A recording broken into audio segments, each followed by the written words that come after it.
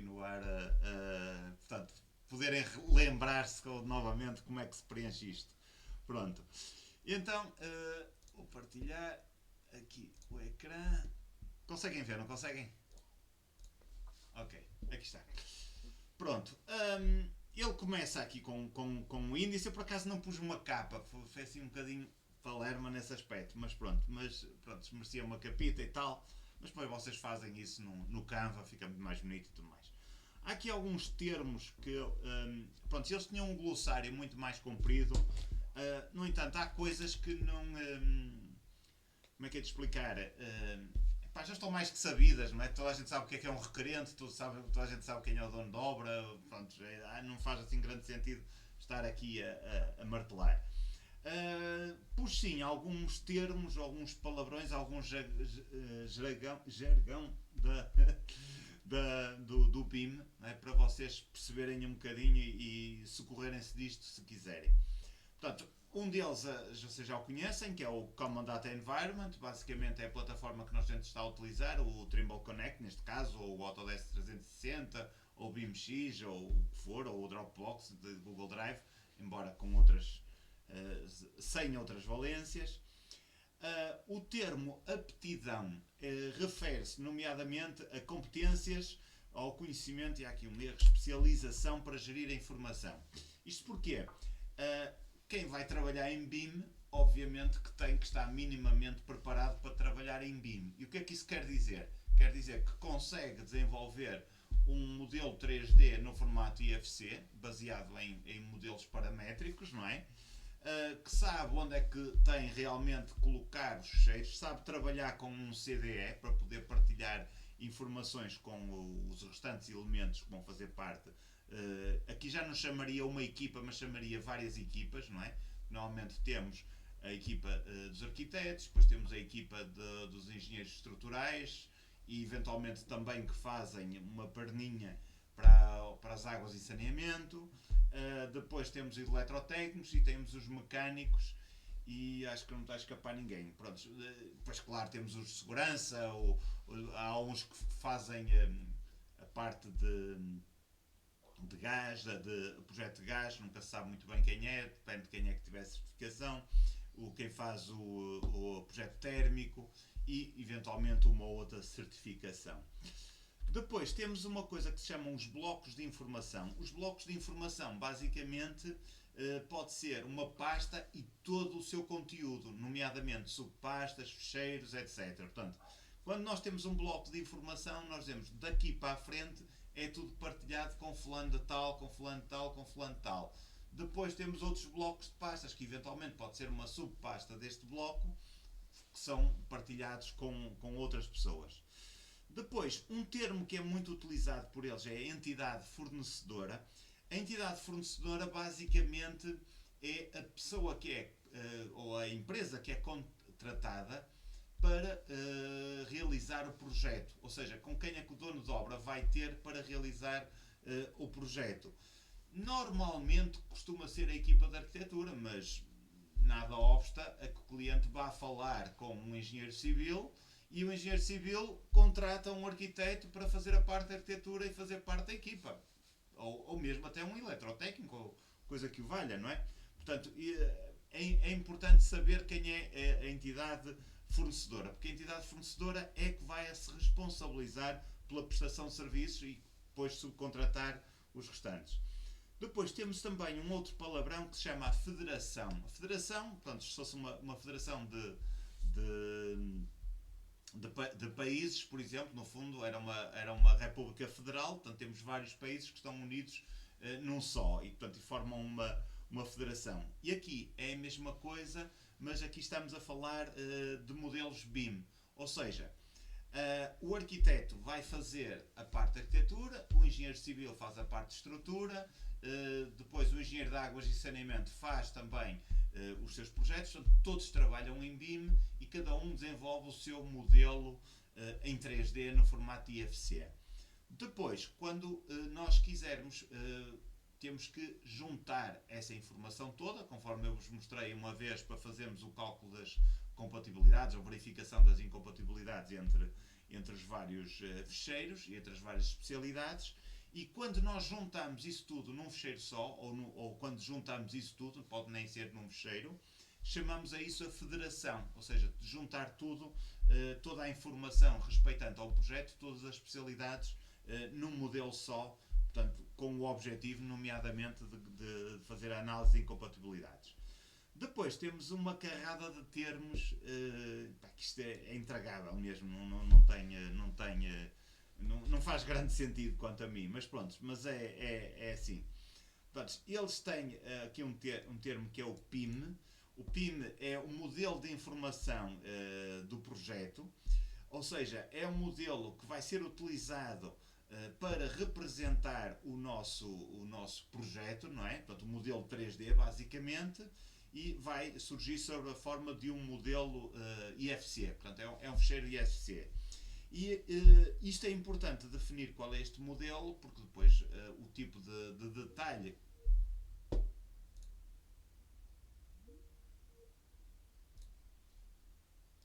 Peço desculpa, fiquei momentaneamente sem rede. Ok. Estava eu a dizer que aqui o PIM é importante porque é aqui que vamos definir o nível de detalhe do nosso projeto, nomeadamente o LOD, não é? Que informação é que vamos ter no modelo.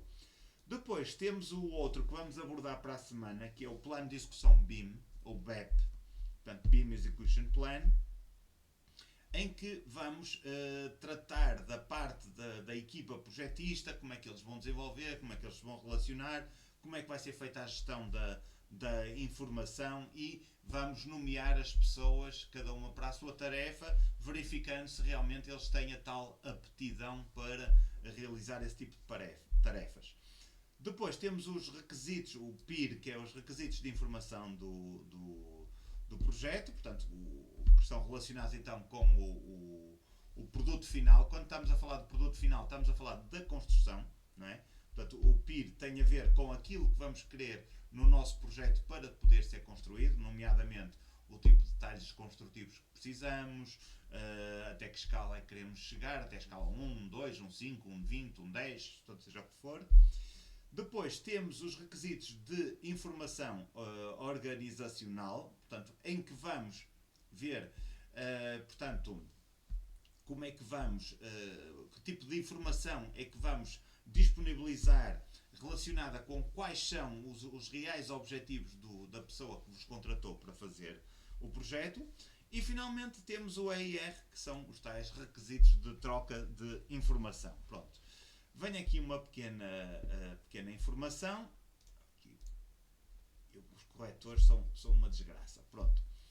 E então, aqui começamos justamente, portanto, pelos requisitos de informação, que são os requisitos de informação organizacional. Portanto, vamos definir o tipo de imóvel que vamos gerar, qual é a tipologia que vai ter, portanto, no caso ser habitação, por exemplo, e eventualmente podemos indicar outro tipo de soluções, por exemplo, questões funcionais, questões que tenham a ver com a proteção do meio ambiente, questões ligadas à segurança e saúde, etc. Eu não sei que projeto é que vocês colocaram aqui em mente, não sei se é uma habitação unifamiliar, por exemplo, mas se calhar começávamos por uma coisa assim relativamente simples. Prontos, e então a ideia é vocês começarem aqui logo a preencher. Prontos, isto que eu tenho aqui vocês substituem por texto. Portanto, o projeto que vamos realizar é uma habitação unifamiliar do tipo T4, com não sei quantas casas de banho, com não sei quanto que o cliente pediu para pôr uma churrasqueira no exterior, uma garagem para 3 carros, distribuídas por 2 pisos ou por 3 pisos, ou seja o que for, não é? Portanto, e descrever esse projeto o mais detalhadamente possível. O mais detalhadamente possível porquê? Porque todas essas informações vão condicionar a resposta por parte da equipa de projetos. Estão a entender a lógica? Portanto, a minha ideia agora era vocês preencherem aí, dou-vos aqui uns 3 minutitos ou 2 para colocarem aí qualquer coisa. Se não quiserem substituir o texto, se calhar podem escrever a seguir para não perderem a a noção do que é que escreveram e porquê?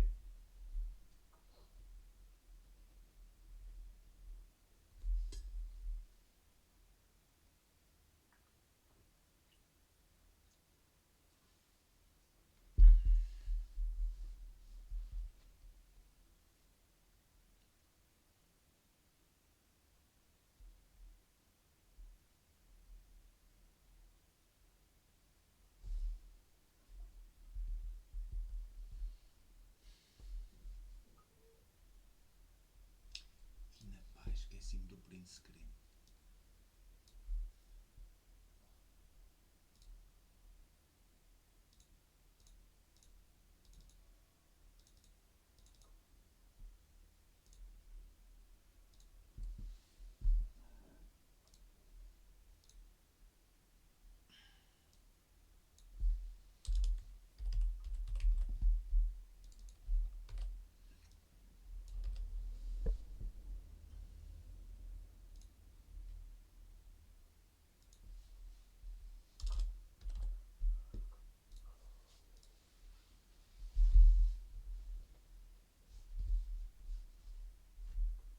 Não consigo abrir o fecheiro.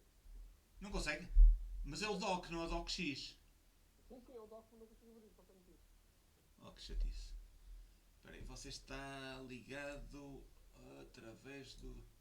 Eu vou disponibilizar aqui pelo chat. Ok, obrigado.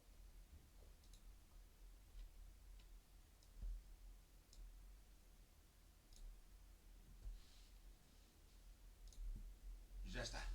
Ora veja. Obrigado.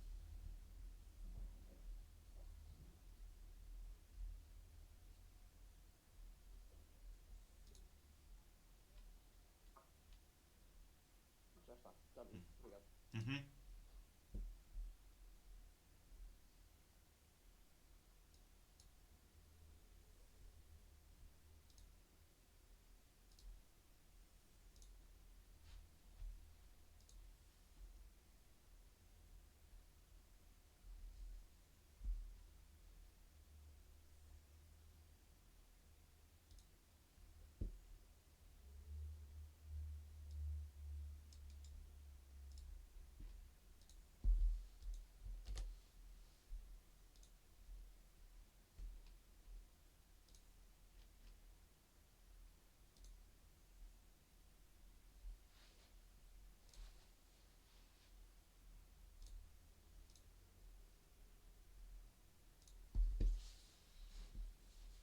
Podemos seguir viagem?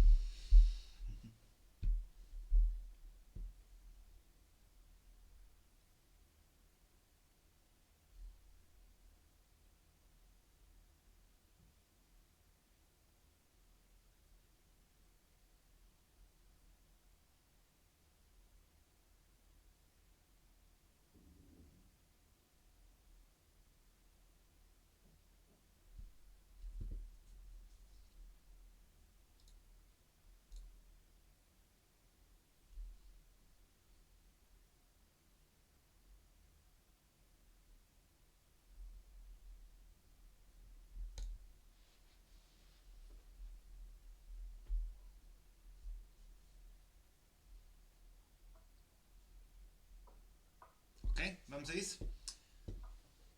Depois temos aqui a questão dos regulamentos nacionais ou locais. Aqui não. E locais, falta aqui os locais. E locais, se puderem, emendem. Portanto, regulamentos nacionais e locais a cumprir durante a execução de projeto.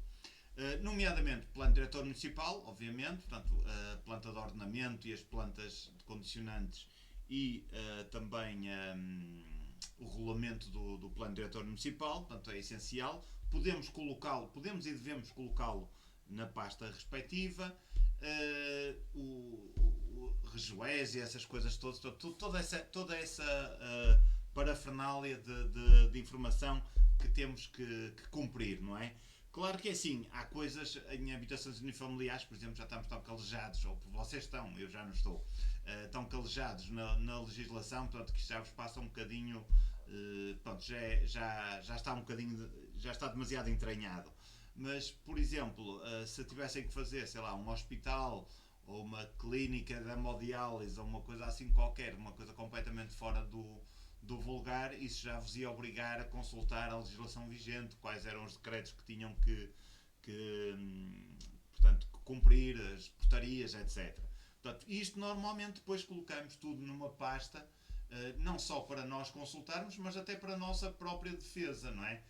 Porque um cliente que insiste que tem que construir a casa ali e não acolá, portanto, nós podemos registar isso no CDE e, eventualmente, claro, o projeto vier para trás, não foi por vossa culpa, foi por culpa da insistência do cliente. Estou a levar isto ao limite, não é? Mas, em princípio, isso não vai acontecer. Portanto, e termos a legislação disponível e visualizável por parte do dono da obra pode ser uma defesa para nós dizermos, atenção que eu avisei para este aspecto e está aqui claramente na legislação. Pronto. Depois existem outras certificações que podem ser necessárias. Portanto, eu lembrei-me aqui da Passive House. Eu não sei se aqui há alguém que tenha a certificação de Passive House. Não. Designer, ok. Que tem 2 turmas, pelo menos, que tem. Pronto, pode ser uma dessas, pode ser outra certificação qualquer, por exemplo, em relação a hospitais, deve haver certamente alguma certificação necessária dos edifícios, alguma entidade que seja necessário consultar, etc. O orçamento base para a construção, portanto, isso obviamente que é importantíssimo, não é? E eventualmente a simulação dos valores que se pretendem despender na utilização do edifício, não é? Isto no caso, portanto, habitualmente isto não se faz muito, mas por exemplo na Passive House eles fazem muito isso. Um dos objetivos da Passive House, por exemplo, é dizer quanto é que a casa vai gastar anualmente em energia elétrica. Portanto, é um dos pré-requisitos, não é? E isso pode ser definido logo à partida. Portanto, o consumo de energia e tal é X. Obviamente, portanto, numa habitação unifamiliar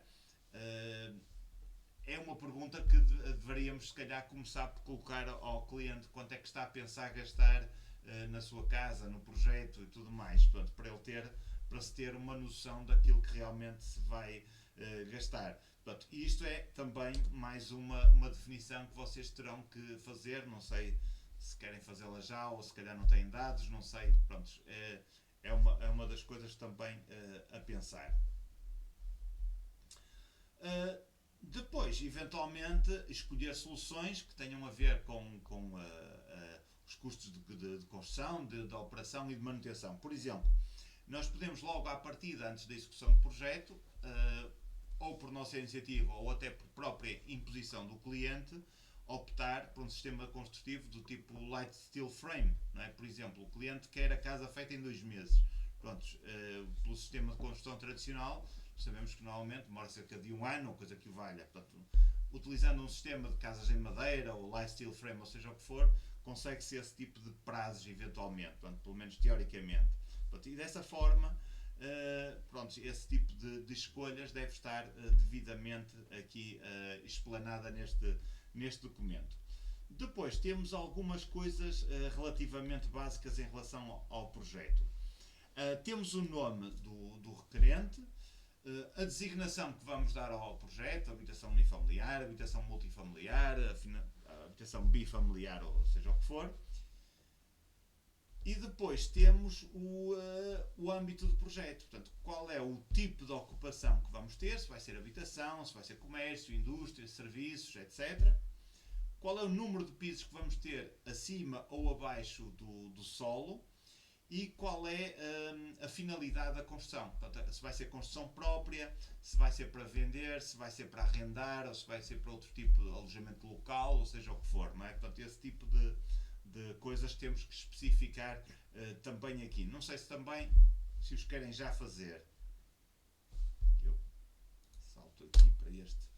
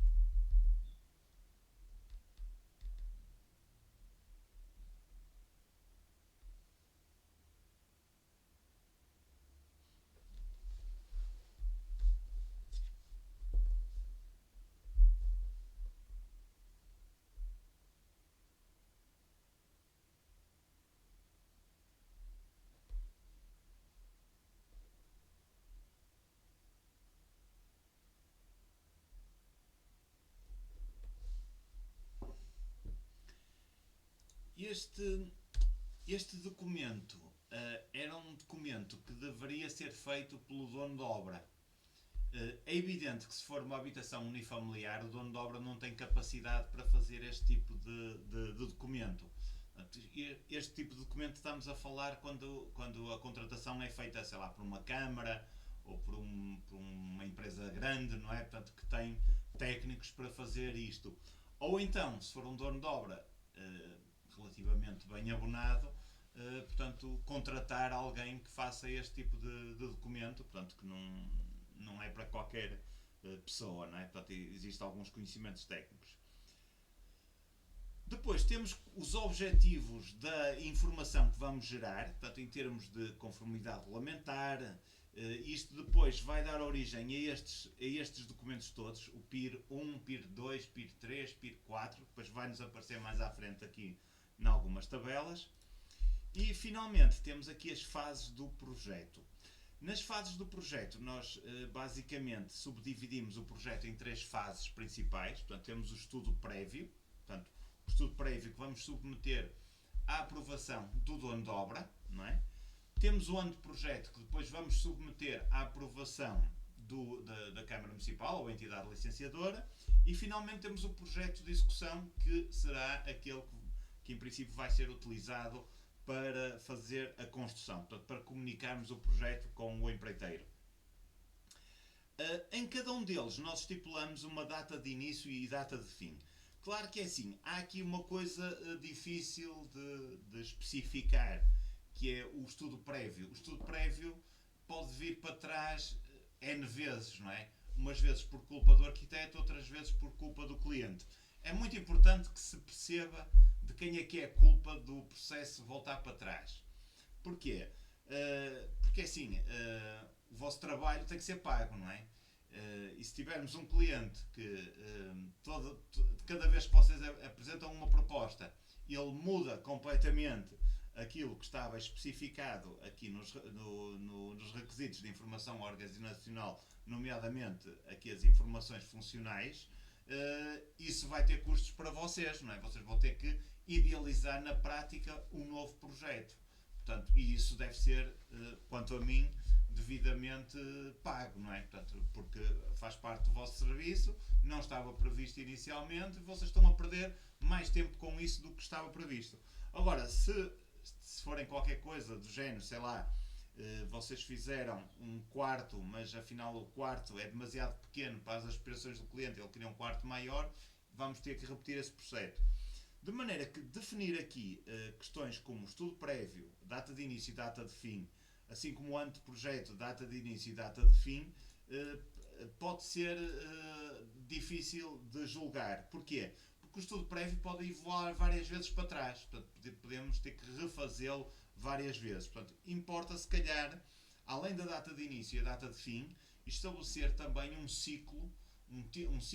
tempo de ciclo para refazer a proposta em caso de necessidade. Portanto, ou por cada ciclo de tempo de estudo prévio, prever, sei lá, um mês, por exemplo, para revisão do projeto. E a mesma coisa em relação ao anteprojeto. Vocês normalmente trabalham sempre com as mesmas câmaras, sabem mais ou menos quanto tempo é que demora lá a licenciar um projeto, ou minimamente. O Rui estava a dizer que não.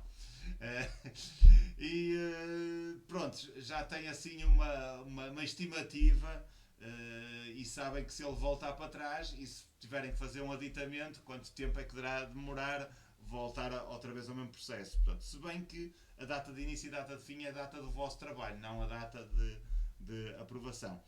Em relação ao projeto de execução, aqui provavelmente é que já podemos indicar com mais certeza a data de início e a data de fim, a seguir, obviamente, ao anteprojeto.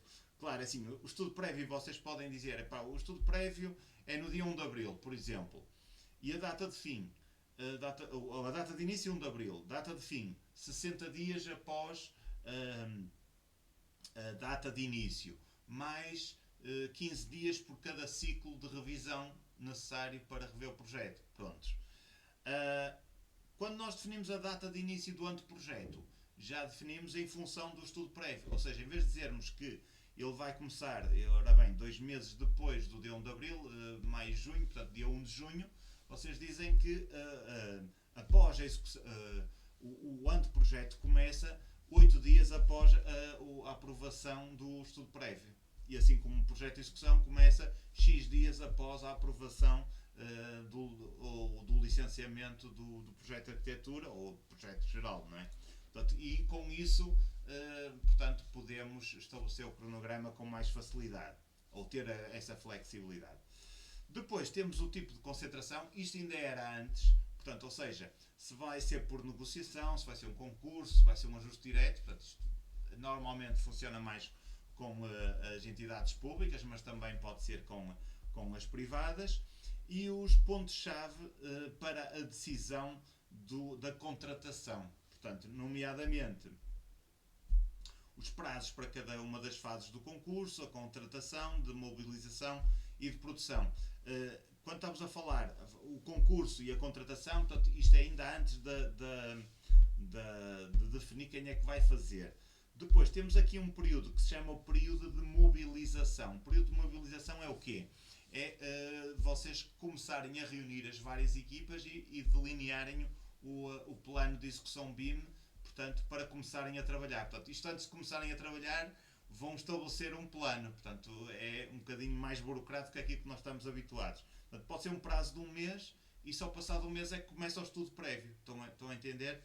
Portanto, temos que ter isso em consideração. E depois, o prazo de produção, portanto, será o prazo de todas as fases do projeto.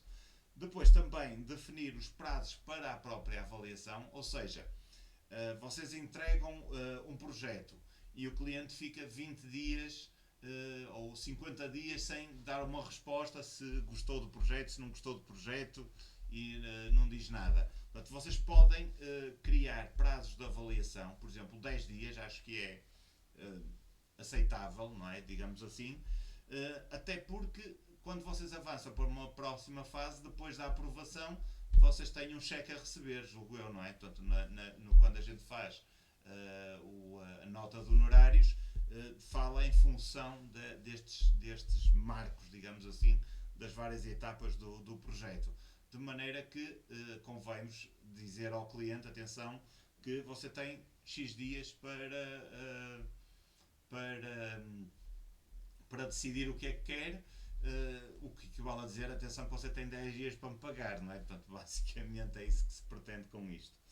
Pronto, isto aqui é um resumo muito adaptado do esquema que eu realizei, que eu visualizei do Building Smart e que, portanto, no fundo estabelece quais são as fases. Portanto, temos o concurso, a fase de concurso de escolha da equipa projetista, o estudo prévio, anteprojeto e projeto de execução, e depois temos aqui as várias fases antes de começar. Reparem que a mobilização é ainda antes do estudo prévio, portanto, ainda faz parte aqui do processo de contratação. Portanto, temos o concurso, são apresentadas as várias propostas, é tomada uma decisão, portanto, tudo o que está em losango são decisões e tudo o que está aqui a verde são entregas.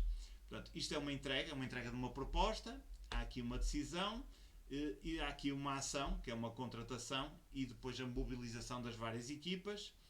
E a seguir, até porque eventualmente vocês podem nem saber quem é a equipa, vocês dão um orçamento para a realização de projeto, mas ainda não falaram, por exemplo, com os engenheiros, mas sabem que os valores padrão são aqueles que se cobram, portanto, e perguntam, epá, tenho aqui este projeto para fazer, eles dão X pela engenharia, estás disposto a fazer por esse preço, portanto, pode ser uma forma depois de contratar.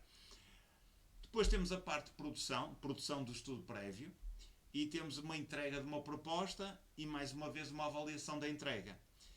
E aqui a avaliação da entrega pode correr bem ou pode correr mal. Portanto, se correr bem, avança logo para a fase de anteprojeto. Se correr mal, volta atrás outra vez para a fase de produção. Portanto, e anda aqui neste ciclo indefinidamente até termos a aprovação final. Tendo essa aprovação, se não for logo à primeira, que seja à segunda ou à terceira, passamos então outra vez à produção, mas desta vez à produção do anteprojeto. Criamos a proposta e depois vamos para a fase de licenciamento.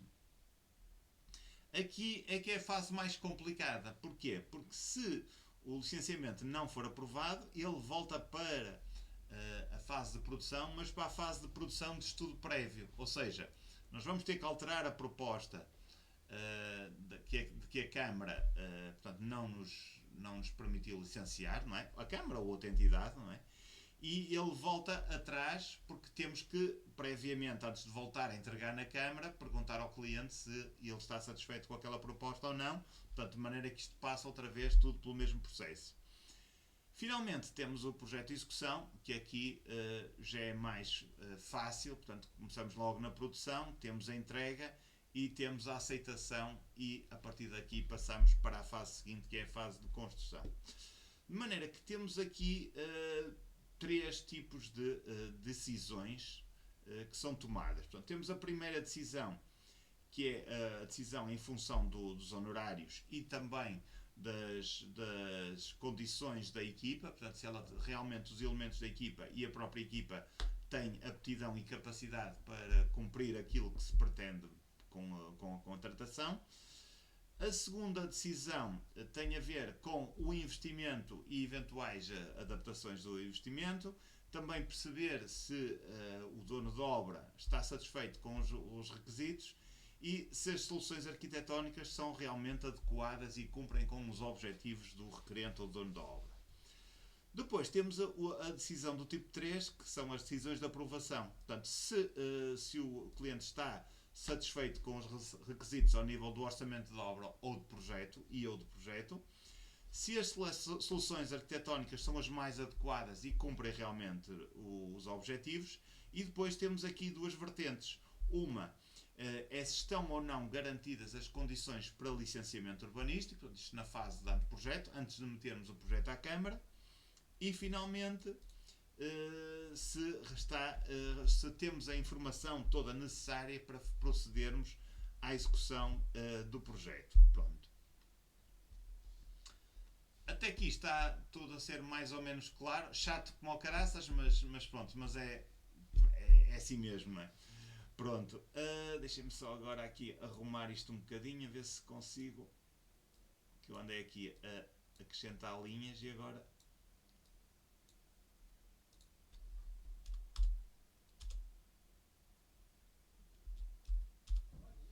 Mas, ok, dá. Depois temos aqui as tabelas de requisitos. Portanto, isto são os requisitos que devem ser, portanto, cumpridos durante a elaboração do projeto. Falta-me aqui unir estas células. Pronto, nós temos os 5 PIRs, o que aparecia no início, recordam-se, aqui assim, apareciam-nos os 5 PIRs, os 5 objetivos, a conformidade legal, a sustentabilidade, a estimativa orçamental, o suporte à construção e a higiene ou saúde e segurança no trabalho. E depois, o que é que nós precisamos daqui? Primeiro, o levantamento então da legislação que é necessário cumprir, o levantamento do terreno e da envolvente e eventualmente até das construções existentes. Portanto, isto vai criar, cada um deles cria um tipo de requisitos de partilha. Eventualmente o estudo geológico, toda a gente sabe, nas habitações unifamiliares é raro fazer-se isto, não é? Mas portanto, nas grandes construções faz-se com certeza. Depois temos aqui outro requisito, que é a modelação da arquitetura e de todas as especialidades que têm que ser georreferenciadas, vamos ver isto mais à frente, e a federação de modelos, ou seja, juntar os modelos todos num só. Outro requisito de entrega é a coordenação dos modelos, fazendo a avaliação das incompatibilidades, e finalmente temos aqui a validação de todo este processo, que é feito pela pessoa responsável, que vai verificar se está a ser respeitada toda a legislação em vigor, se vai cumprir com os objetivos que nos foram dados pelo requerente, não é? Pelo dono de obra, e se não existem conflitos entre especialidades. Só a partir daí é que passamos então para a produção das peças escritas e desenhadas, tanto da arquitetura como das especialidades. Finalmente, depois podemos eventualmente fazer uma simulação energética e a certificação do edifício, portanto, de acordo com alguma norma que se queira fazer. Pronto. Também em relação à sustentabilidade, portanto, isto tem a ver mais com questões ambientais, não é? Portanto, se quiserem fazê-lo. Depois temos também a estimativa de custos, portanto, é isto que vai permitir saber se a obra é realizável ou não é realizável. Também o cronograma de execução da obra, portanto, quando é que ela vai começar, quando é que ela vai acabar, quanto tempo é que vai durar. Isto normalmente é o que acaba por se pedir nas estimativas, como é que é dizer, no licenciamento, não é? Portanto, costuma-se colocar o cronograma de execução da obra.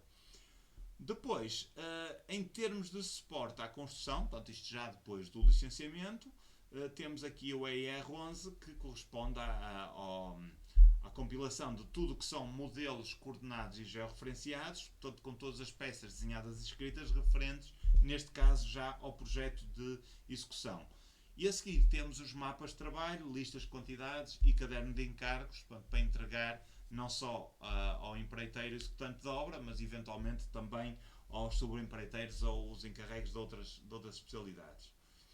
Depois temos a elaboração do plano de segurança e saúde, portanto é mais um dos requisitos aqui, portanto, para o nosso projeto.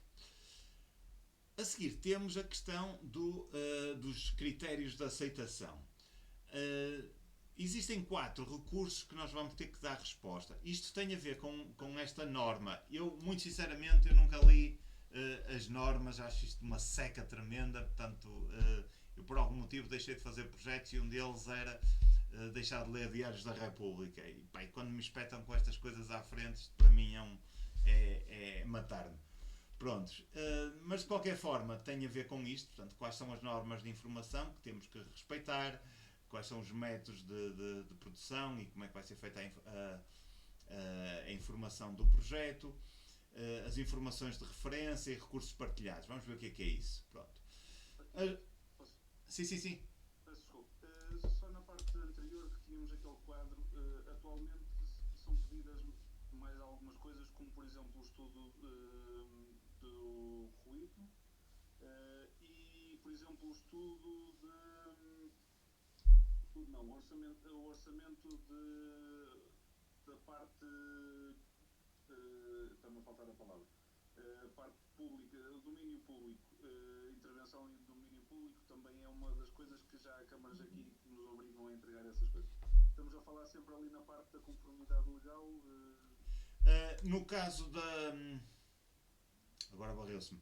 Do que falou inicialmente, estudo de ruído. Portanto, isso entra aqui na simulação energética e na certificação. Portanto, entra aqui tudo que tem a ver com certificações, mesmo, sei lá, a ficha eletrotécnica é meramente uma certificação, portanto, não é um projeto.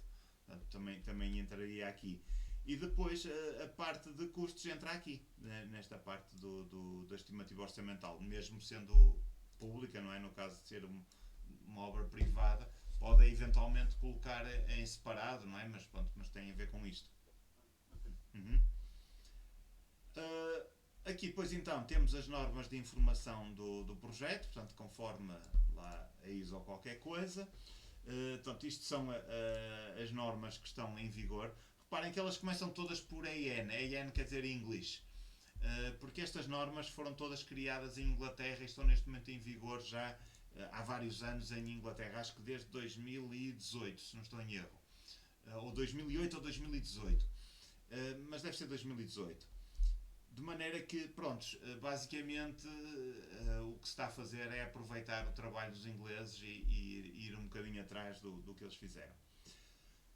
Depois, aqui existe uma coisa que é a nomenclatura dos blocos de informação. Portanto, isto é uma norma, mas não quer dizer que vocês tenham que a seguir, atenção. Portanto, mas no caso das obras públicas é muito provável que isso venha a acontecer.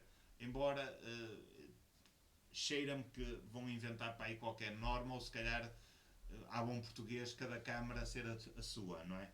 Ter a sua norma. Isto que aqui está, portanto, nós vamos ter aqui o nome do fecheiro conforme tem que ser. O nome do fecheiro, estamos a falar não só dos desenhos, como também fecheiros PDF, peças escritas, portanto, o nome do fecheiro tem que ser feito com base nesta nomenclatura. começa pelo dono da obra, não sei porque é que apareceu, eu acho que apaguei ali, depois mexi, exato. Portanto, o nome do projeto, que é um código que não pode ter mais do que 3 letras, não é? Podem ser letras e números, não é? Pode ser OB1, OB2, obra 1, obra 2, como quiserem, mas bom, temos que dar um nome ao projeto. Portanto, menos, isto aqui se calhar não se vê assim tão bem, menos dono da obra. Portanto, dono da obra, o nome do dono da obra, mas lá está, uma abreviatura composta só por 3 letras, não é? E isto tem que ser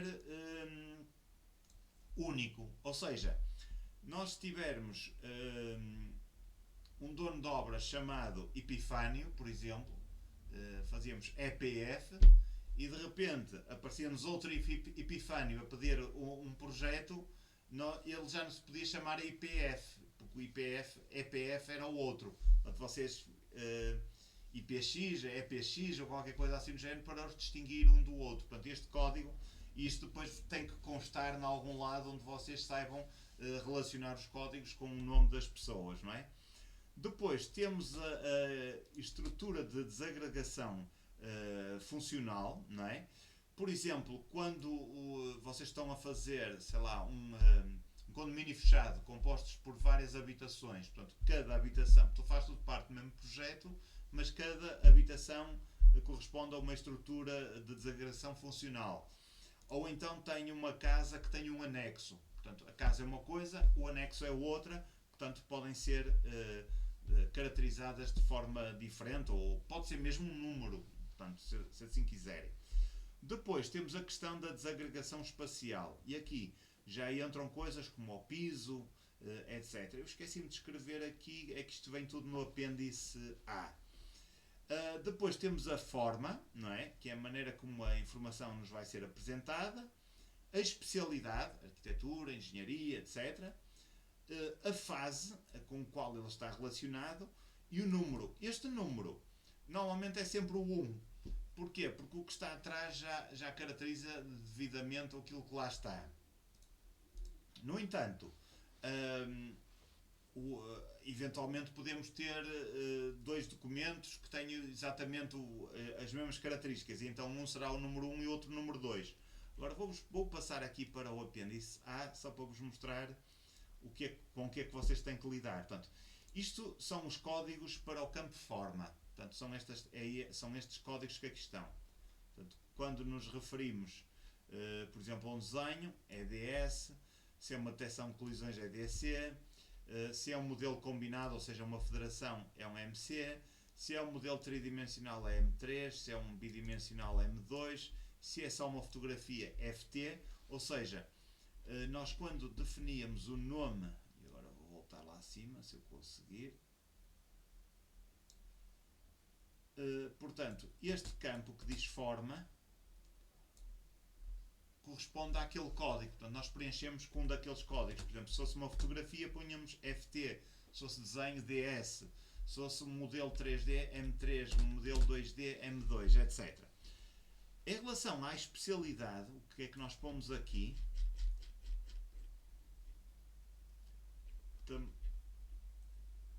Mal. Mais para baixo. Ela aparece-nos aqui. Portanto, eles estão tabulados, são imensos, não é? Quando não sabemos o que é, pomos XXX. Quando são várias especialidades, é ZZZ. Portanto, depois temos urbanismo, UBR, traçado, TRA, topografia, top, terraplanagem, STER, etc, etc, etc. Arquitetura deve ser ARC, engenharia de estruturas, EST, portanto, por aí fora. Portanto, isto são termos que já estão lá tabulados. Depois temos o outro campo. Eu não vou descer mais para não... que é da fase, portanto, que também tem uma tabela no apêndice A a explicar quais são os dados que devem colocar aqui, e finalmente o número do desenho, se isto for necessário. Eu ia propor que, pronto, isto agora vocês se calhar é melhor fazerem com com mais calma definirem como é que vão fazer o critério para definir nomes de projetos, nomes de donos de obra, porque muitas vezes podem ter o mesmo dono de obra, pode ter vários projetos, não é? Vocês têm clientes eventualmente que são empreiteiros ou que são, sei lá, pessoas, investidores, coisas assim do género, e provavelmente eles têm vários projetos e vocês têm que criar um critério para a nomenclatura desses mesmos projetos. E bem, mais um print screen. Ok. Depois, o sistema de unidades, portanto, aqui é quase chapa 5, não é? Nós trabalhamos todos em metros, a unidade monetária é o euro, a não ser que vão trabalhar para os Estados Unidos ou outro tipo de país, não é? Portanto, de qualquer forma, há diretivas para isso, portanto, estão aqui se as quiserem consultar, mas acho que isto não oferece grande problema. Depois temos aqui o sistema de coordenadas, isto já sim é uma questão muito importante por causa da questão da georreferenciação, que vamos ver mais à frente. Ou seja, portanto, este é o sistema de coordenadas que normalmente é utilizado, é o ETRS 89, e depois está aqui as especificações do sistema de coordenadas, aparecem aqui neste link, portanto, que aparece aqui especificado. Portanto, isto normalmente são os topógrafos que tratam destes assuntos, não é? Portanto, que não é assim muito problemático para nós. No entanto, é problemático numa função posterior, porque vamos ter que criar aqui uma forma, um mecanismo de, quando recebermos os IFCs todos, aquilo bater tudo certo. Portanto, isso é primordial. Pronto. Depois temos aqui os formatos e tamanhos dos blocos de informação, portanto, ou seja, os documentos que vão ser entregues, eventualmente os formatos XLS ou DOC, ou PDFs ou coisa que o valha, os tipos de ficheiros em nuvens de pontos, portanto, qual é a norma que vai ser utilizada, se vamos ter desenhos em formato editável no formato DWG, documentos, folhas de cálculo, etc., formato PDF, seguindo aquelas normas que nem vale a pena olhar para elas. E depois temos aqui modelos no formato proprietário da plataforma utilizada. O que é que isto quer dizer? Portanto, se vocês trabalharem com o Revit, vai ser o formato do Revit, se trabalharem com o Arcline, é o formato do Arcline, se for o Archicad, é o do Archicad, se for do CIP, é o CIP. Portanto, este aqui é o modelo do formato proprietário, ou seja, o proprietário é o proprietário do software. Portanto, cada software tem o seu modelo.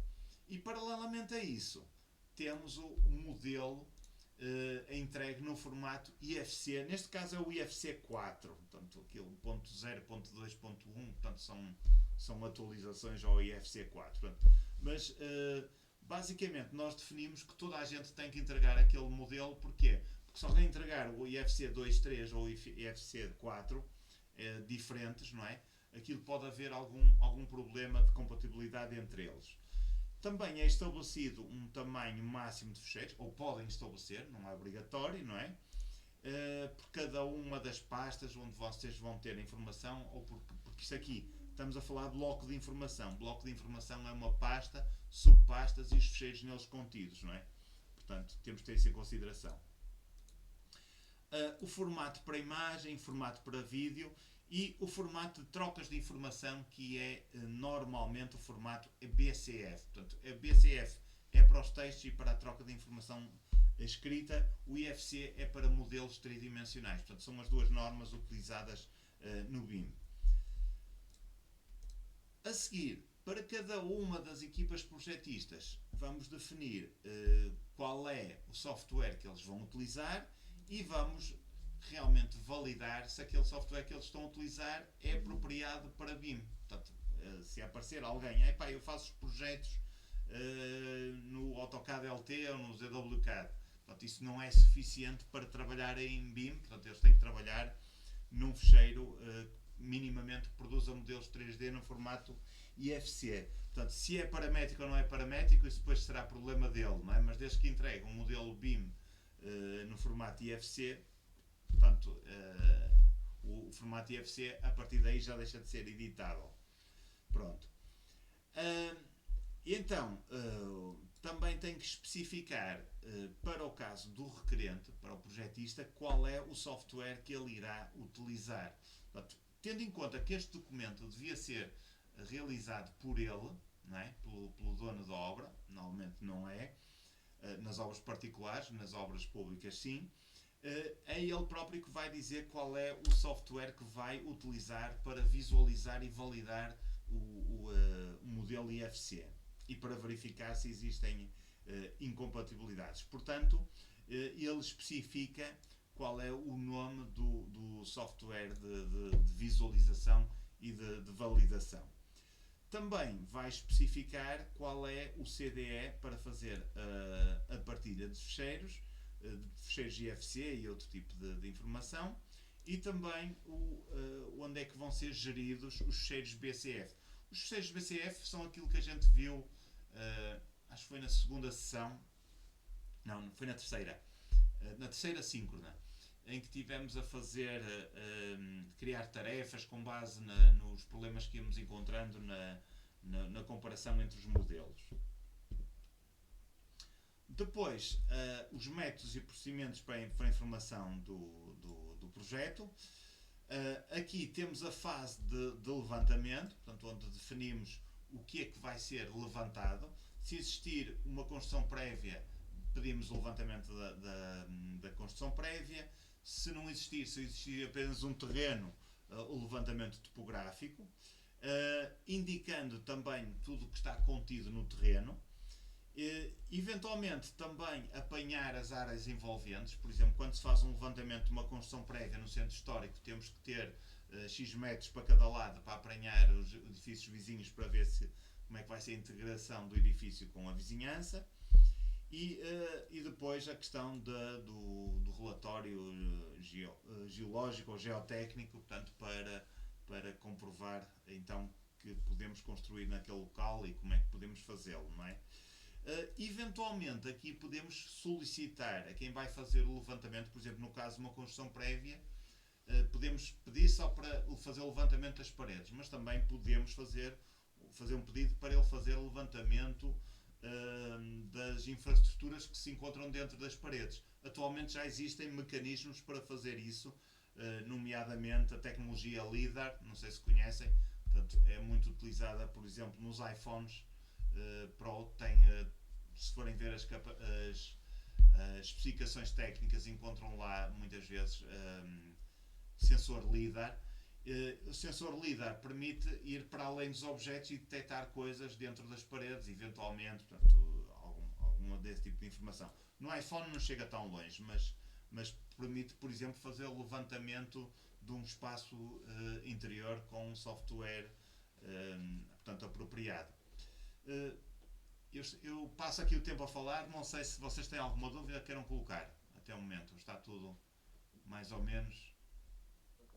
Uhum. Pronto. A seguir temos a parte da criação da informação, portanto, a regra principal é que sem isto não há BIM, portanto, os modelos nativos têm que permitir a criação de modelos em IFC, portanto, seja em que programa for, até pode ser no SketchUp, mas tem que ser permitido exportar para modelos IFC. Uma questão muitíssimo importante tem a ver com os objetos proxy. Os objetos proxy são o quê? Por exemplo, os topógrafos fazem muito levantamentos no Civil 3D. E o Civil 3D tem informação que de base não faz parte do DWG. Quando vocês abrem isso num AutoCAD ou no ZWCAD ou noutro programa qualquer, aparece com vulgaridade uma informação, um quadradinho a dizer que há ali objetos proxy e depois dá-vos a opção de mostrar ou não mostrar os objetos proxy. Não sei se já passaram por isto ou não. Portanto, esses objetos são objetos que fazem parte do próprio software. Portanto, não são normas portanto, universais. De maneira que pode haver projetos que não leem, softwares que não leem esse tipo de objetos. Portanto, e aí temos um problema grave. Eu tenho um colega que trabalha ainda com o AutoCAD LT 2010, que era a última versão vitalícia, que me está constantemente a pedir para explodir os objetos proxies para os transformar em texto, porque a pessoa que lhes faz os levantamentos faz aquilo no Civil 3D e ele não consegue ver as cotas. Portanto, eu tenho que abrir aquilo no ZWCAD, explodir e enviar-lhe novamente, portanto, para ele conseguir ver as cotas. Portanto, aqui é logo especificado uma das regras, esta e outras, não é, que eventualmente possam encontrar. Outro aspecto muitíssimo importante. Sim, sim. Mas isso no civil, se for exportado o levantamento topográfico para AutoCAD, à partida vai ver os números direitinhos. Sim. Existe no Civil 3D duas formas de gravar ficheiros. Um que é gravar, pura e simplesmente, ele grava no formato EWG, certo? Mas continua a ter proxy objects. E existe uma opção, se não me engano, que é ficheiro exportar para AutoCAD. Exatamente. É isso mesmo, não é? Pronto. É feito dessa forma. Exportar para AutoCAD e, aliás, ele dá para AutoCAD 2000 e qualquer coisa, uma versão até baixa. Mas isso é na gravação, não é? Sim, na gravação. A gravação faz a exportar para AutoCAD, acho que é 2012, e ele faz automaticamente, já reconhece em qualquer programa de CAD. Ok. Não, mas eu tenho ideia que ainda existe outra que é ficheiro exportar, não gravar. Tenho essa ideia. Sim, Exportar. Ok. Ficheiro para AutoCAD. Ok. É Isso isso. é o que eu faço constantemente e ninguém se tem queixado. Ok. Pronto, tudo bem. É isso mesmo. Há aqui, este aspecto aqui é extremamente importante. Porque nós temos que definir uma origem do referencial local. O que é a origem do referencial local? Portanto, é quando entregamos o ficheiro do levantamento, nós podemos definir qual é o ponto de referência que é comum a todos os projetos. E temos que assinalar esse ponto no projeto. Qual é o porquê disto? Portanto, imaginem que vocês desenvolvem projeto de arquitetura, o engenheiro de estruturas desenvolve o de estruturas, o de ar-condicionado, etc. Portanto, cada um desenvolve a sua especialidade. E depois fazem a federação daquilo e reparam que a estrutura está a 200 metros do edifício. Ou os aparelhos de ar-condicionado estão 100 metros a norte. Portanto, isso pode acontecer. De maneira que a equipa de coordenação, nomeadamente o coordenador BIM, deve referir no levantamento com precisão, e aqui está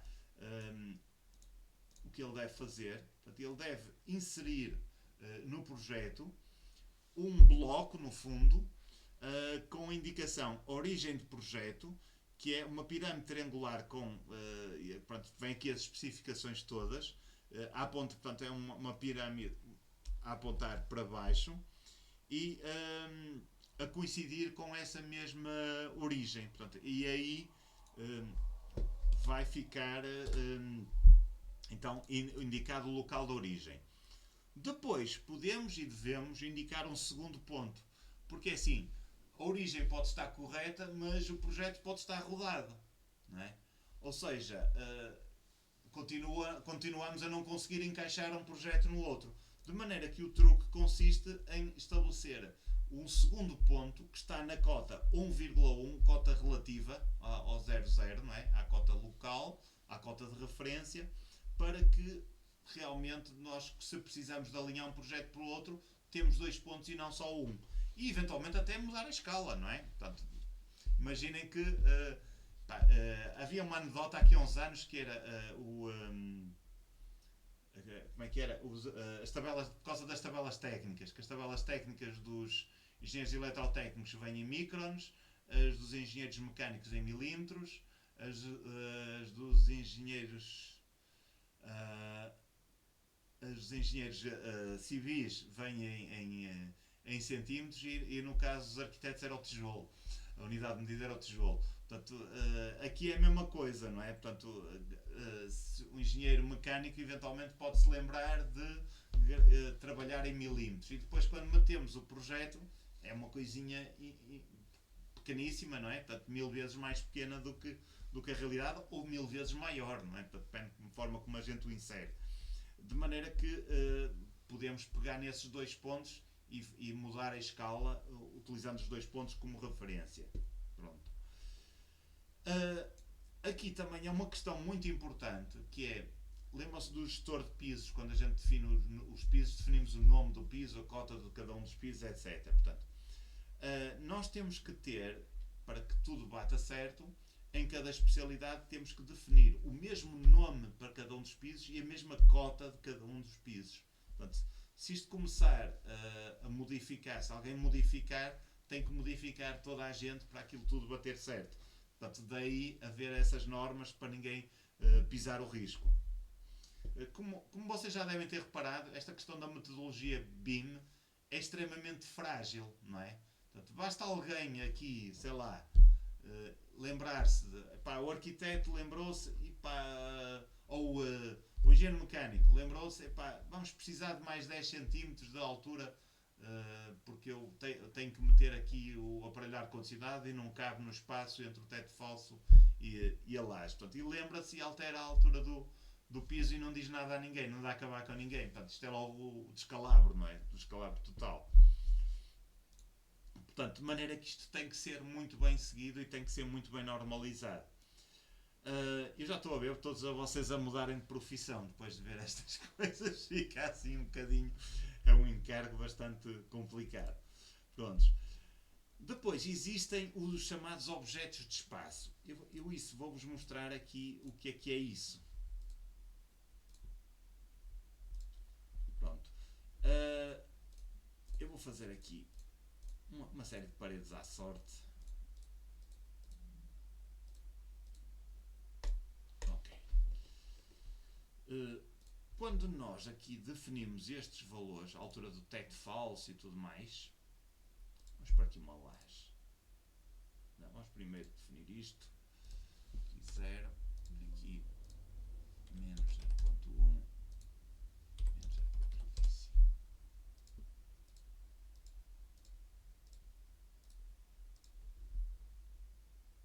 Ok, vamos aqui criar uma laje.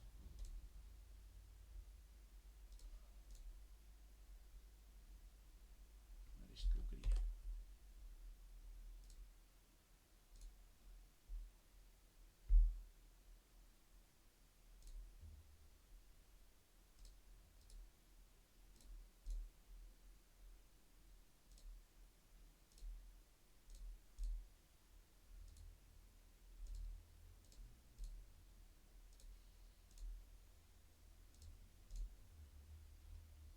Ok, não está assim grande coisa, mas pronto, não interessa para o que é.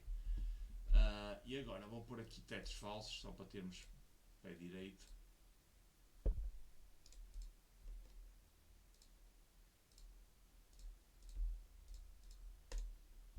Ok, e agora vou aqui ambiente e área.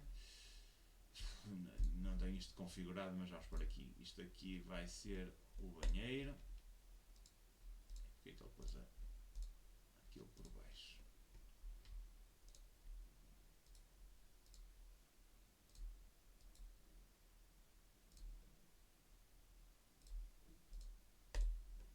Ok, não interessa. Isto aqui são as áreas.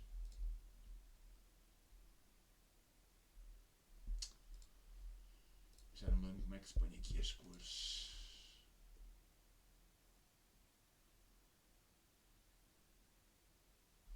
Não interessa. Pronto. Quando nós definimos aqui, nós definimos as legendas. Vou tirar aqui a cor.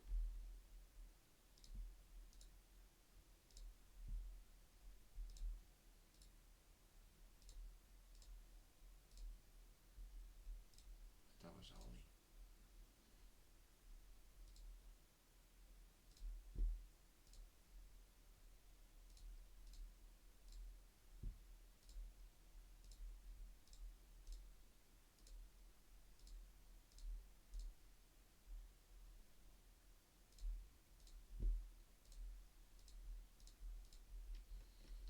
Portanto, temos aqui as áreas de cada um dos espaços, portanto, já é definido logo à partida.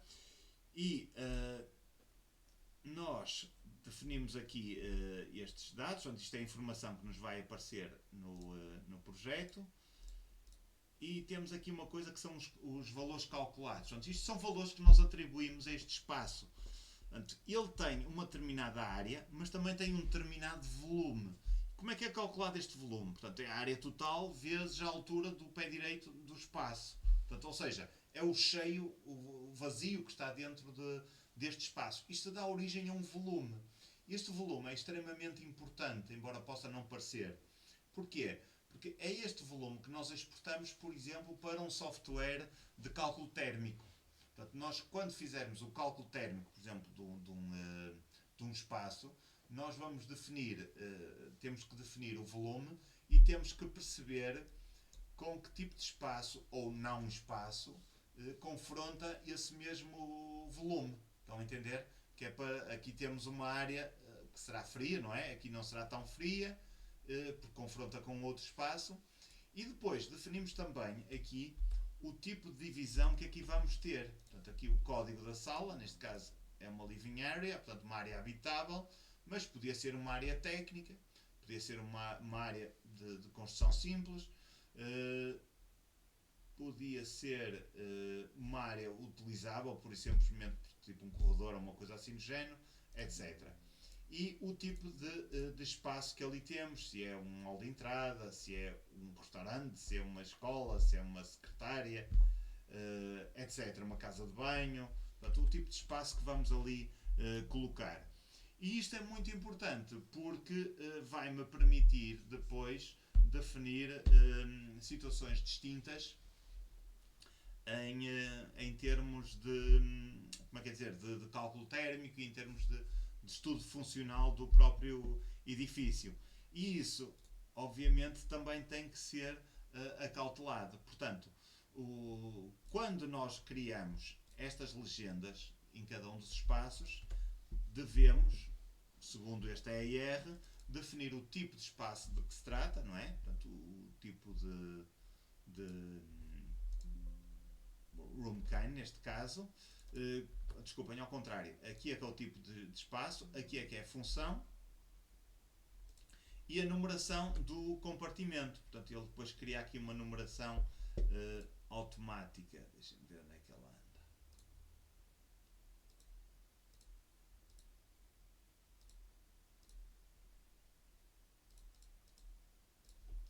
Eu acho que ela aparece se eu selecionar aqui. Não.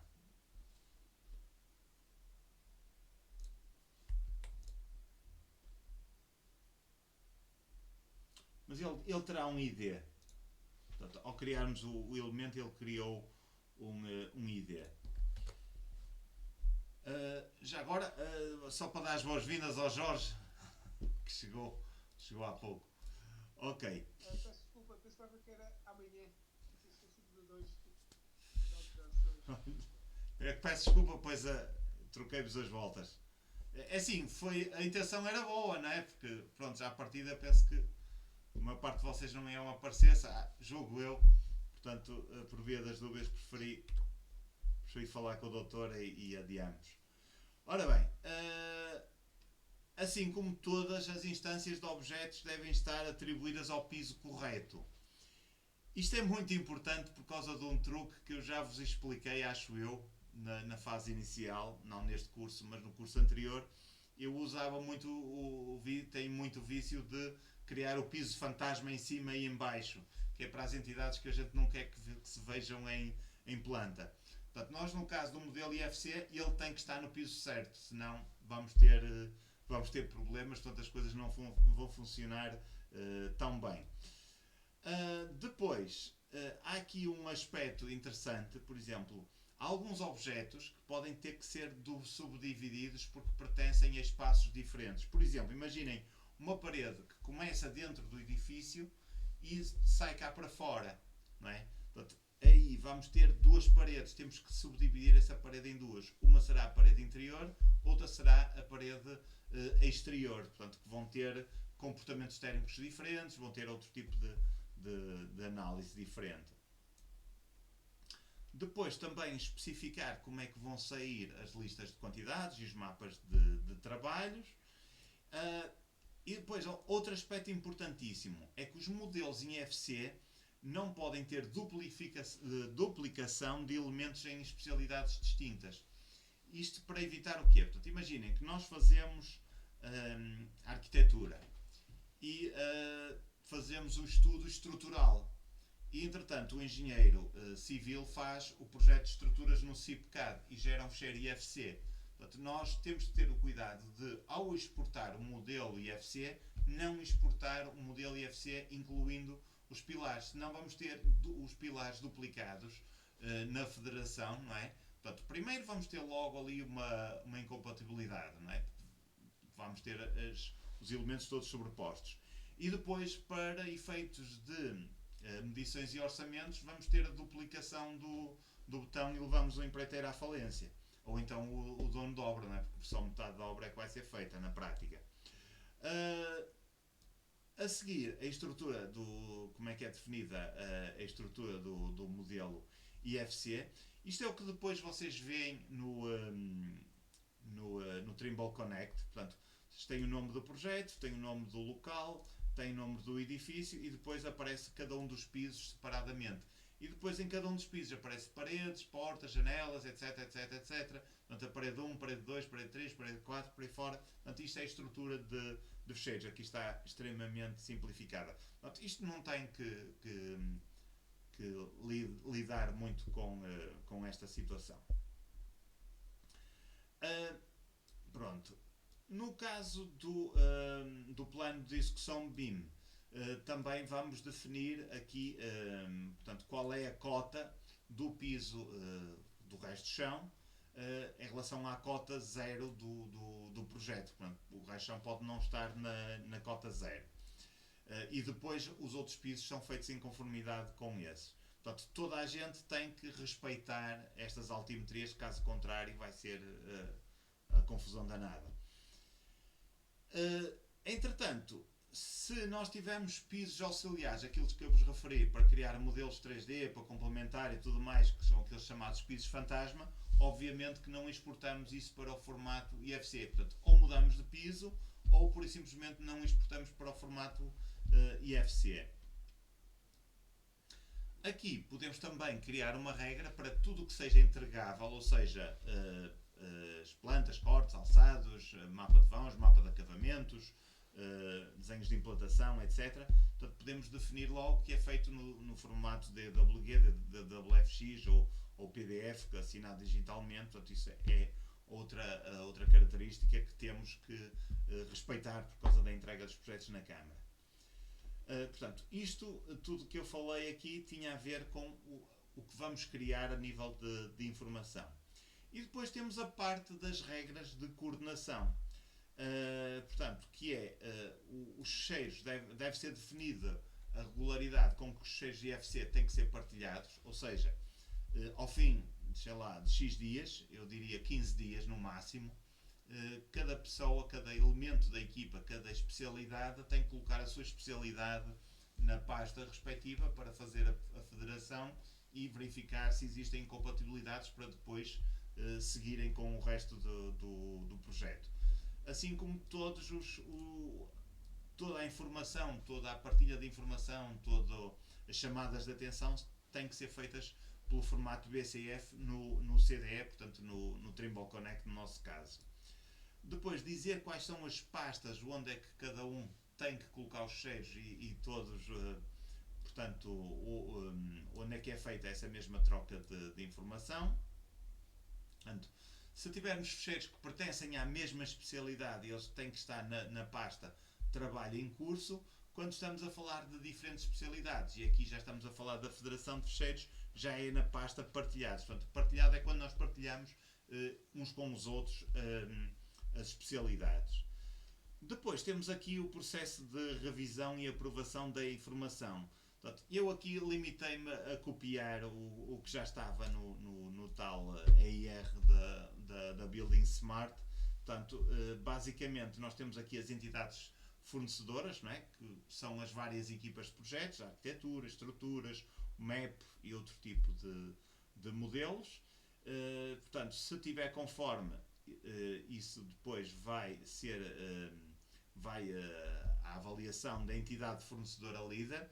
A entidade fornecedora líder é aquela que foi contratada inicialmente para fazer o projeto, geralmente é arquitetura, mas como vos disse pode ser outra qualquer, onde eles vão verificar se de facto a informação está correta, se os modelos intersetam uns com os outros, estão bem já referenciados ou não.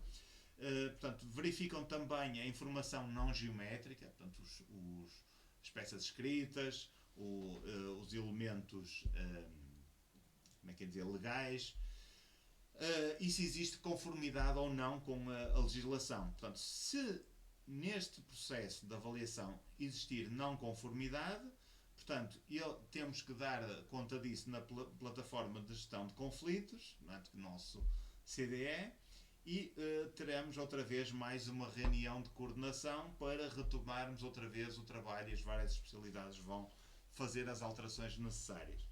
Se estiver tudo ok, aí então passamos ao crivo da entidade requerente, portanto que passará pela mesma verificação que fizemos aqui, portanto nesta fase. Portanto, o próprio requerente vai fazer o mesmo trabalho e vai verificar se cumpre com as suas expectativas, nomeadamente aquilo que eles chamam os KPIs, KPI, quer dizer, que é? Deixa-me ver aqui na net, desculpem. Key Performance Indicators, é isso. Portanto, indicadores de performance. Isto podem ser coisas como o orçamento, portanto, se realmente respeita aquilo que estava previsto, etc. Portanto, se ele aprovar, segue viagem, se reprovar, volta outra vez atrás, não é? Portanto, volta outra vez aqui a entidade fornecedora que volta a discutir e voltamos outra vez, repetimos todo o processo.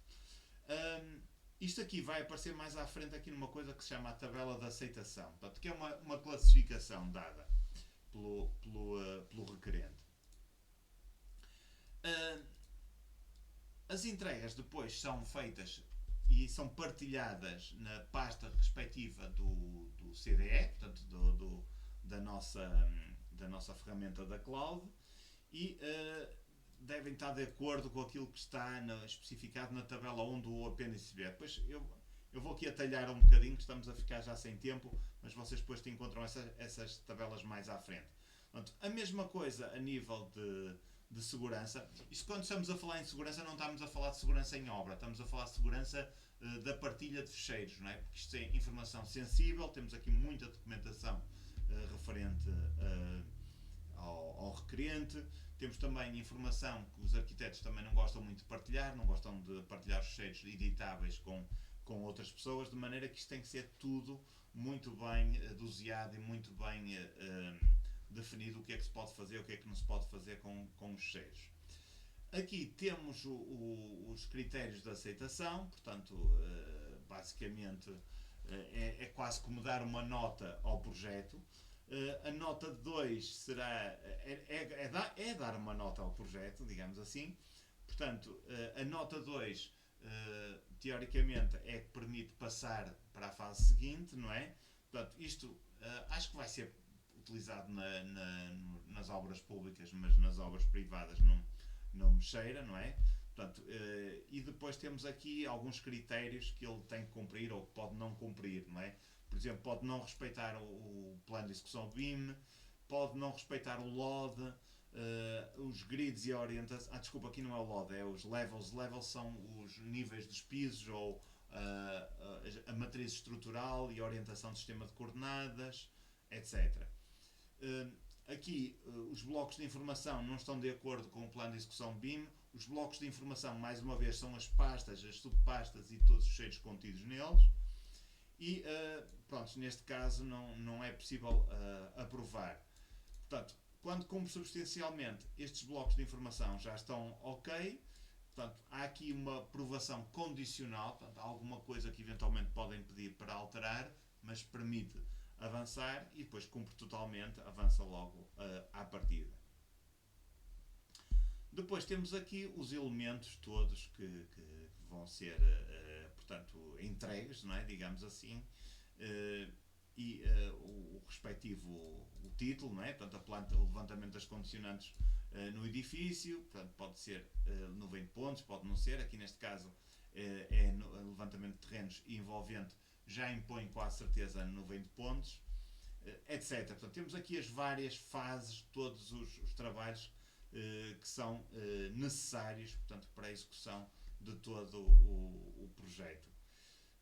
Isto aqui é uma norma, portanto, eu vou tirar porque não faz. É uma norma mesmo muito específica a nível de sustentabilidade, portanto, é uma certificação no fundo. Portanto, e temos aqui tudo aquilo que vai compor, que vai ser necessário elaborar durante a execução do projeto. Depois disto, claro, vamos ter, cada especialidade vai ter as suas, não é? Portanto, as peças desenhadas para a arquitetura vão ser umas, as peças desenhadas para as estruturas vão ser outras, etc.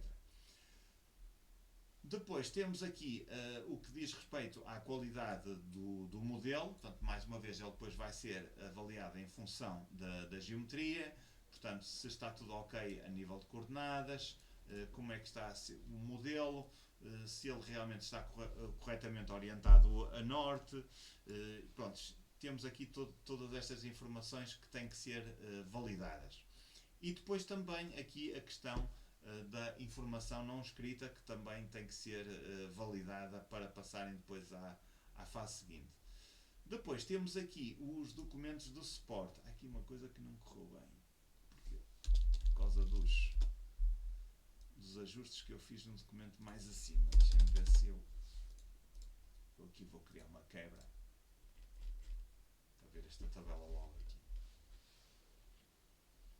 Pronto.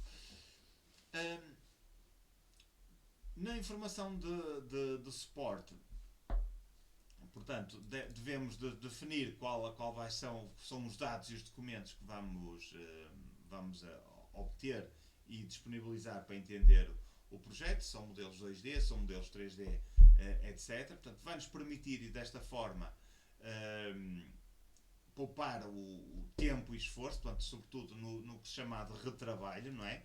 Vai garantir a qualidade do projeto, portanto, e temos que assegurar que são cumpridas as normas, não é? Portanto, as normas de projeto, as normas legislativas, etc. E a ideia é também ajudar, portanto, o líder do projeto, portanto, neste caso vamos assumir que é o coordenador BIM, a entender o que realmente é necessário. Finalmente, temos aqui as datas, os marcos de entrega e os pontos-chave da decisão, que têm que depois ser combinados com base naquilo que já definimos anteriormente. Portanto, na fase de concurso, portanto, e aqui se calhar estamos a falar mais das obras públicas, não é? Tem que ser já entregue o plano de execução BIM, de acordo com esta norma, ou outra especificação nacional, eu cheiro-me que depois vão aparecer mais, e deve incluir aqui uma coisa que é a matriz RACI e demonstração da capacidade. O que é a matriz RACI? A matriz RACI é uma matriz que avalia cada um dos elementos que faz parte da equipa de projeto de acordo com uma função nesse mesmo projeto. Temos, por exemplo, a arquitetura, quem é que é a pessoa responsável pela arquitetura, quem é que vai tomar as decisões em relação à arquitetura. Quando digo a decisões, não é decisão de projeto, a decisão para avançar, está ok, é como eu pretendia, é para seguir. Quem é que deve ser consultado também a participar na decisão. Por exemplo, vocês podem querer que o engenheiro civil também seja consultado, não é? Porque eventualmente podem ser postas em causa algumas situações que tenham a ver com a estrutura. E quem é que deve receber a informação de que realmente essa atividade foi executada. E isto depois dá origem a uma tabela deste tipo, onde nós temos os elementos que fazem parte da equipa projetista, portanto o arquiteto, o engenheiro estrutural, o engenheiro da vaca. Aqui simplifiquei ao mínimo, portanto, para uma equipa, para uma habitação unifamiliar, portanto serão estas pessoas / equipas, não é? Portanto, quem é que é responsável pelo modelo arquitetónico em 3D? Portanto, à partida será o arquiteto. O engenheiro, devemos também consultar o requerente, não é? É ele que vai tomar a decisão. E a autoridade para verificar se isto está ok vai ser o coordenador BIM. Ou seja, se o coordenador BIM disser que o modelo 3D não está ok, ele não vai sequer para o requerente. Não é? A mesma coisa em relação ao modelo estrutural. Vai ser, o responsável é o engenheiro estrutural, mas o arquiteto deve ser consultado, assim como o requerente, e o responsável por verificar se está tudo ok volta a ser o coordenador BIM. Em relação ao modelo da AVAC, o responsável é o engenheiro da AVAC, quem vai ser consultado é o arquiteto e o requerente, e quem vai ser o coordenador BIM é que vai verificar se realmente cumpre com os requisitos. Parecido é o engenheiro eletrotécnico, portanto só muda aqui o responsável, não é? E em relação à coordenação BIM, são consultadas as especialidades todas, desculpem, neste caso são 4, e o requerente é só o informado. Portanto, o requerente não tem uma palavra a dar quem é que vai ser o coordenador BIM. Portanto, o coordenador BIM passa a ser então o responsável e estes aqui são todos consultados. No caso de haver a revisão do dono do projeto, portanto, no caso, imaginem que o requerente decidiu vender o terreno e agora já portanto, vai ser feito uma alteração. Portanto, as outras equipas vão ser todas consultadas e o coordenador BIM vai ser informado. Portanto, eu penso que perceberam a dinâmica, como é que isto é elaborado. Portanto, isto, se fosse uma obra pública, no futuro terá que ser entregue, não é? Depois, já também aqui uma coisa que eu não tive tempo para verificar, que é o formulário de apoio à avaliação dos candidatos, portanto, para fazerem parte do projeto, que vem no guia de contratação desta norma, portanto, eu suponho que isto tem a ver com a contratação pública, e convém vocês fazerem uma pontuação e eventualmente isso pode interferir na escolha da equipa para fazer o projeto ou não, portanto, porque vai validar a aptidão da equipa de projeto. E depois temos aqui a questão das datas-chave e, no fundo, os pontos-chave de decisão. Portanto, nós temos aqui os pontos de decisão 2 e 3, que já vos falei anteriormente. Eu aqui não pus a data de entrega do entregável, porque ainda não sabemos qual é a data de entrega, pois vocês podem colocar aqui. Os entregáveis vão ser estes, não é? É os EIRs, portanto, isto tudo tem que ser cumprido. E o ponto de decisão 1 é tomado, então, deve ser tomado 10 dias, desculpem, 10 dias após a entrega dos elementos e devem ser tomadas estas decisões. A decisão, portanto, desculpem, a data de entrega deve ser 7 semanas antes do fim da fase. Eu acho que isto não está muito claro.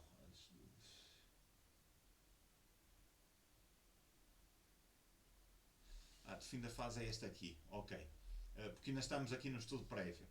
Depois aqui temos a aprovação final da fase, com eventuais alterações. Isto 7 semanas pode ser 7 meses, depende do projeto, não é? Portanto, isto são vocês que especificam. Depois aqui temos este ponto de decisão, onde temos que entregar estes elementos. E a seguir a isto começamos a fazer a coordenação dos modelos 3D, todos colocados na mesma plataforma, e isto será então colocado 2 dias úteis antes das reuniões de coordenação, que nós definimos que íamos fazê-las de 15 em 15 dias e que aqui também aparecem especificadas. Depois temos o anteprojeto, temos aqui os elementos que temos que respeitar, os EIRs, depois temos que ir às tabelas anteriores verificar outra vez o que é que isto é, os pontos de decisão, portanto o que é que vamos decidir nesta fase. E, mais uma vez, isto acaba por ser a mesma coisa que está aqui, e que tem a ver com a aprovação, então, com a Federação dos Fecheiros. E, finalmente, temos a mesma coisa a nível de projetos de execução, portanto, onde temos tudo aqui delineado. A seguir vem os apêndices, com toda a parte de definição dos códigos, todos os códigos que tem que incluir nos fecheiros, portanto, a forma como é feita a a aprovação, etc. Pronto. E com isto esmiuçamos praticamente todo o documento, não é? Não sei se tem alguma dúvida que queiram colocar. Isto é chato como a petaça, não é? Mas é isto, não é? Portanto, não há volta a dar. Portanto, é mesmo. É o que vai ser preciso, não é? Portanto, tem até 2030, não é? Para mudar de profissão ou adaptarem-se a isto. Portanto, é uma questão de escolha, não é? Dúvidas? Em princípio não vai ser preciso mudar de profissão. Eu acho que não. Até lá continuamos a fazer arquitetura e arranja-se coordenadores de BIM para fazer isto. Sim, é assim, eu cheiro-me que vai acontecer muito isto, que é as pessoas vão continuar a trabalhar em 2D e depois, quando precisarem do modelo BIM, recorrem a equipas externas. Aliás, elas já se estão a perfilar, já há aí aos pontapés tudo quanto é sítio, não é? Pronto. E empresas de vão de escadas, não é? Essas coisas todas, mas é o que é. Questões sobre isto?